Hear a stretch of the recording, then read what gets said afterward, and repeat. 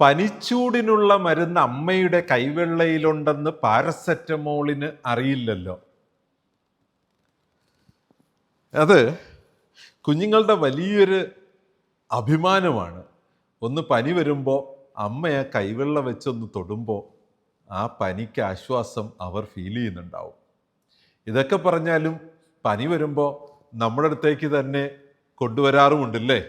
അങ്ങനെ കൊണ്ടുവരുമ്പോൾ അല്ലെങ്കിൽ ഒരു അസുഖവുമായിട്ട് നമ്മുടെ അടുത്തേക്ക് കൊണ്ടുവരുന്ന കുഞ്ഞുങ്ങളെ നമ്മൾ എങ്ങനെയാണ് നമ്മുടെ ആശുപത്രിയിൽ കരുതേണ്ടുന്നത്? അതിന് കൃത്യമായി നമുക്ക് മാർഗനിർദ്ദേശങ്ങളാൽ നമ്മൾ നയിക്കപ്പെടണം.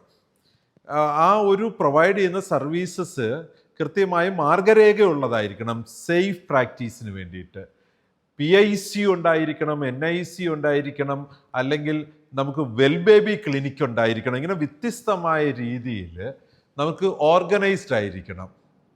അപ്പോൾ നമ്മുടെ കുഞ്ഞുങ്ങളുടെ ചികിത്സ, അവർക്ക് കൊടുക്കുന്ന സർവീസ് അത് റിട്ടേൺ ഡോക്യുമെൻറ്റിനാൽ നയിക്കപ്പെട്ടതായിരിക്കണം. അതിന് അത്തരത്തിൽ ഓർഗനൈസ്ഡ് ഒരു പ്രാക്ടീസ് ഡോക്യുമെൻ്റ് ചെയ്ത് നമ്മുടെ കയ്യിലുണ്ടാകണം. അങ്ങനെ ഉണ്ടായിരിക്കുന്നതിന് നമ്മളുടെ ഗൈഡ് ലൈൻസ് അല്ലെങ്കിൽ നമ്മുടെ തന്നെ ഒരു സൗണ്ട് പ്രാക്ടീസ്, ക്ലിനിക്കൽ പ്രാക്ടീസിൽ നിന്ന് നമ്മൾ ആർജിച്ചെടുത്ത ഒരു സേഫ് പ്രാക്ടീസ് നമുക്കവിടെ ഫിറ്റ് ചെയ്യാം. ഈ ഒരു കുഞ്ഞുങ്ങളുടെ അസസ്മെൻറ്റ് നമുക്ക് വളരെ കൃത്യമായിട്ടും അവർക്ക് സ്പെഷ്യൽ നീഡ് ഉണ്ടോ, അത് അഡ്രസ്സ് ചെയ്യേണ്ടി വരുമോ എന്ന് മനസ്സിലാക്കാനായിട്ട് ഉപകരിക്കും.